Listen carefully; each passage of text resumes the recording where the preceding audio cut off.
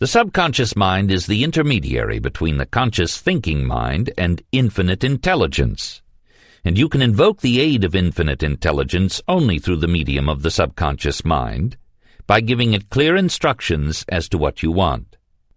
Here you become familiar with the psychological reason for a definite chief aim. The subconscious mind has one outstanding characteristic to which I will now direct your attention.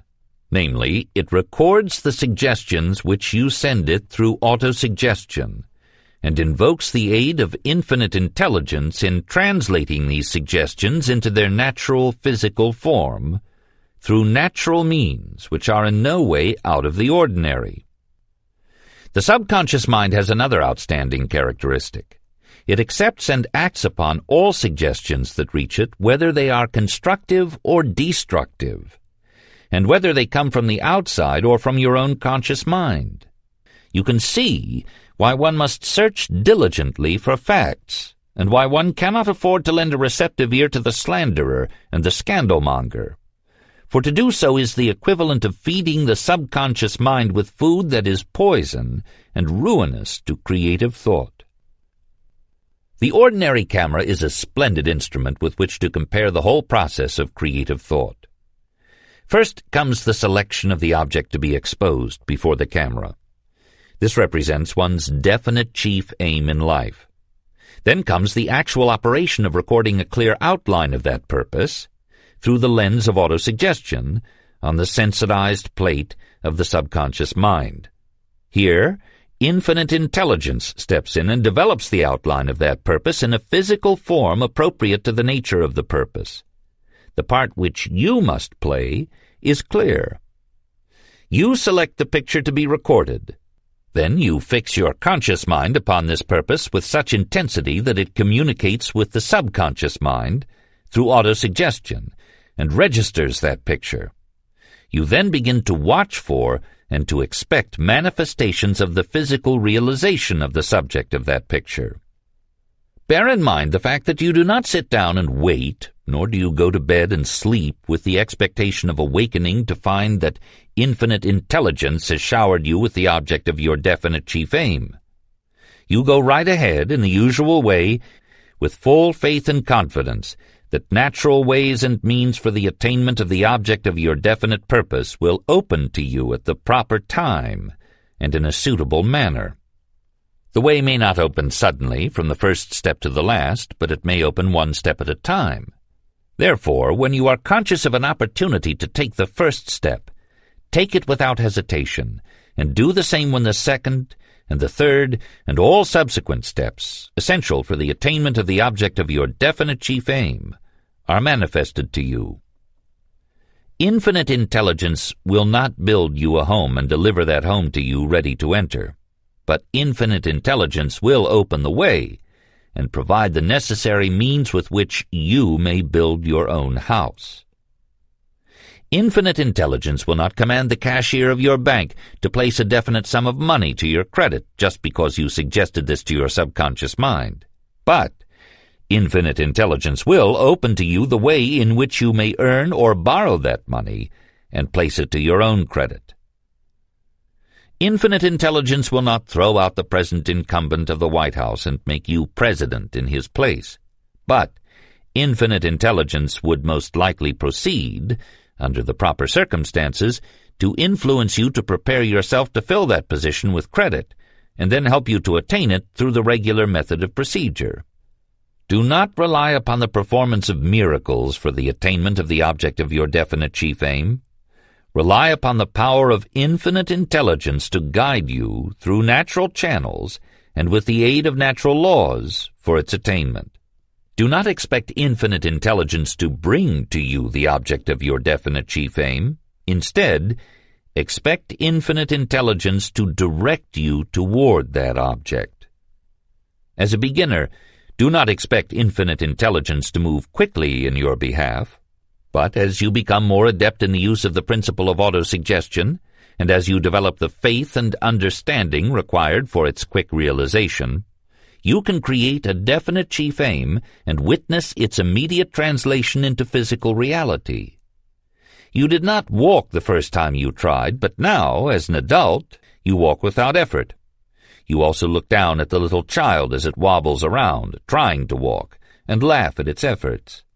As a beginner in the use of creative thought, you may be compared to the little child who is learning to take its first step. I have the best of reasons for knowing that this comparison is accurate, but I will not state them. I will let you find out your own reason in your own way. Keep in mind always the principle of evolution, through the operation of which everything physical is eternally reaching upward and trying to complete the cycle between finite and infinite intelligences. Keep this in mind, and you will understand why you cannot reasonably expect infinite intelligence to circumvent the natural laws and turn man into the storehouse of all knowledge and all power, until he has prepared himself to use this knowledge and power with higher than finite intelligence. If you want a fair example of what may happen to a man who suddenly comes into control of power, study some newly rich or someone who has inherited a fortune. Money power in the hands of John D. Rockefeller is not only in safe hands, but it is in hands where it is serving mankind throughout the world, blotting out ignorance, destroying contagious disease, and serving in 1,000 other ways of which the average individual knows nothing. But place John D. Rockefeller's fortune in the hands of some young lad who has not yet finished high school, and you might have another story to tell, the details of which your own imagination and your knowledge of human nature will supply. If you have ever done any farming, you understand that certain preparations are necessary before a crop can be produced from the ground.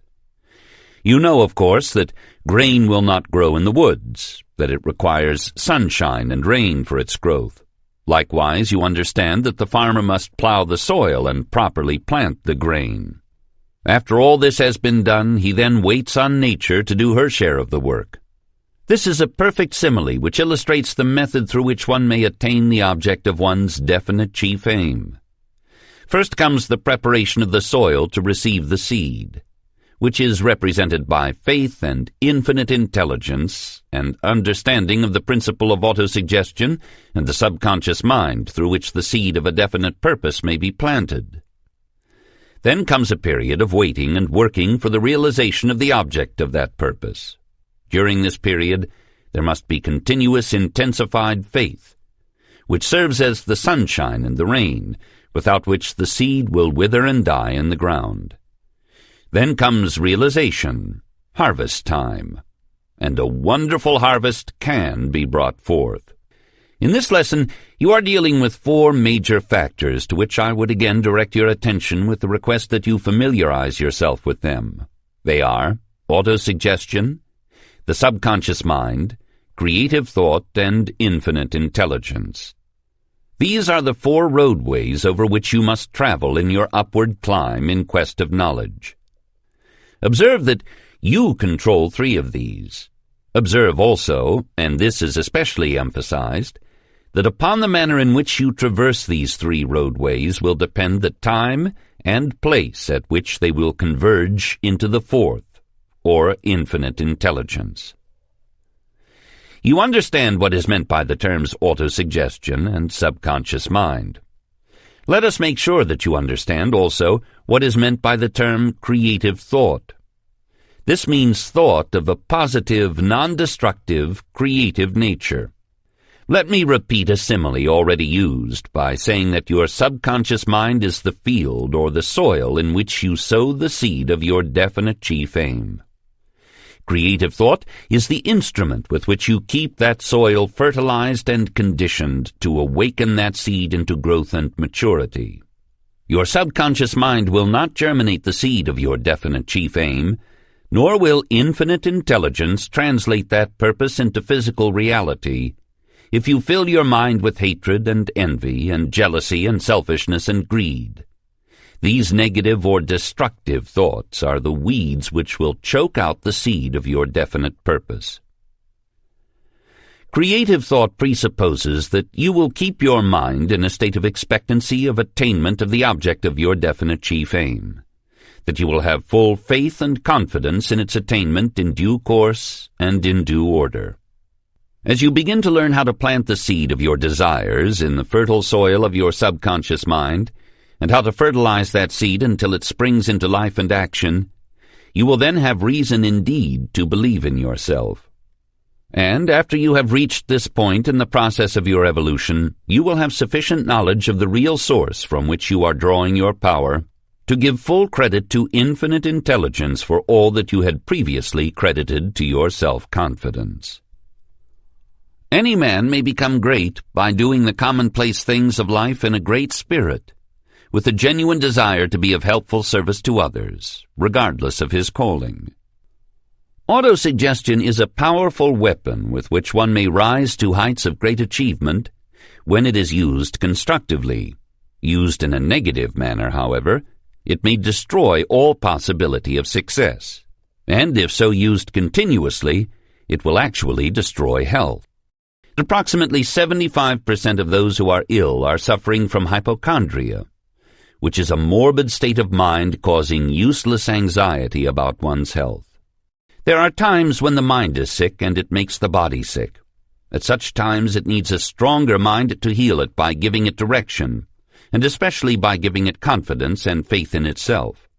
This is called suggestion. It is transmitting your confidence and power to another, and with such force as to make the other believe as you wish and do as you will. It need not be hypnotism. You can get wonderful results with the patient wide awake and perfectly rational. The patient must believe in you, and you must understand the workings of the human mind in order to meet the arguments and questions of the patient. Each one of us can be a healer of this sort and thus help our fellow men. It is the duty of every person to read some of the best books on the forces of the human mind and learn what amazing things the mind can do to keep people well and happy. We see the terrible things that wrong thinking does to people, even going to such lengths as to make them positively insane. It is high time we found out the good things the mind can do, not only to cure mental disorders, but physical diseases as well. I do not say the mind can cure everything. There is no reliable evidence that certain forms of cancer have been cured by thinking or faith or any mental or religious process. If you would be cured of cancer, you must take it at the very beginning and treat it surgically. There is no other way, and it would be criminal to suggest that there is. But the mind can do much with so many types of human indisposition and disease that we ought to rely upon it more often than we do. Napoleon, during his campaign in Egypt, went among his soldiers who were dying by the hundreds of the Black Plague. He touched one of them and lifted a second, to inspire the others not to be afraid, for the awful disease seemed to spread as much by the aid of the imagination as in any other way. Goethe tells us that he himself went where there was malignant fever and never contracted it because he put forth his will. These giants among men knew something we are slowly beginning to find out: the power of autosuggestion. This means the influence we have upon ourselves by believing we cannot catch a disease or be sick. There is something about the operation of the automatic or subconscious mind by which it rises above disease germs and bids defiance to them when we resolve not to let the thought of them frighten us, or when we go in and out among the sick, even the contagiously sick, without thinking anything about it. Imagination will kill a cat, so runs the old adage. It certainly will kill a man, or on the other hand it will help him rise to heights of achievement of the most astounding nature, providing he uses it as the basis of self-confidence. There are authentic cases on record of men having actually died because they imagined they were cut by a knife across the jugular vein, when in reality a piece of ice was used and water was allowed to drip so they could hear it and imagine their blood was running out. They had been blindfolded before the experiment was begun. No matter how well you may be when you start for work in the morning, if everyone you meet should say to you how ill you look, you should see a doctor. It will not be long before you begin to feel ill, and if this keeps up a few hours, you will arrive at home in the evening as limp as a rag and ready for a doctor. Such is the power of the imagination or autosuggestion. The imaginative faculty of the human mind is a marvelous piece of mental machinery. But it may, and usually does, play queer tricks on us unless we keep constantly on guard and control it. If you allow your imagination to expect the worst, it will play havoc with you. Young medical students not infrequently become frightened and believe they have every disease on the medical calendar as the result of medical lectures and classroom discussions of the various diseases.